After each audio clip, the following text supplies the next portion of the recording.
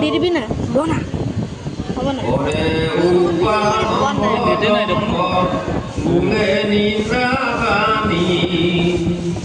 যদি কৰা চিটু আখি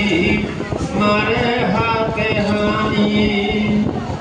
তথাপিতো নকৰে ভকতে প্ৰতিকাৰ তাতে হেনো বৈল ভস্ম সবংখে অজ্ঞানীৰ দুখ আগে মৰখিও পাপ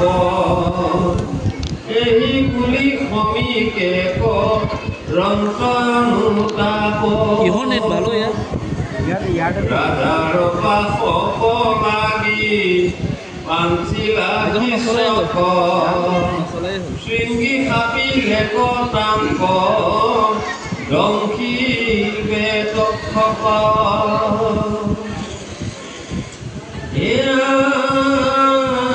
যেন লাগে আগে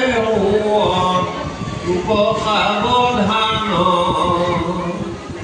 এই বুলি সমীকে ধৰিলে দুনাই ধান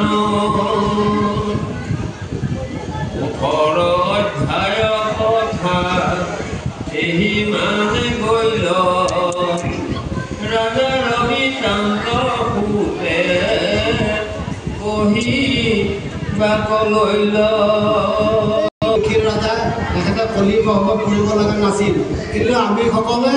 ভগৱন্তৰ মাৰ কলি প্ৰভাৱৰ পৰা মুক্তি হৈ যাব পৰা বা নিষ্ঠাৰ হ'ব পৰা আমাক কোনো ৰাস্তাই নাথাকিব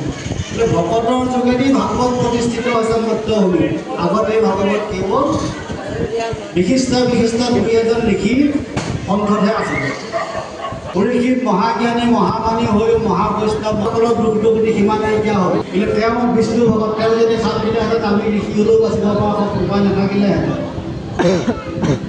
এইবুলি নিজে তেখেতে নিজৰ পুতেকসকলকো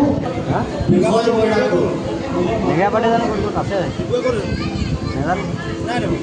আহিব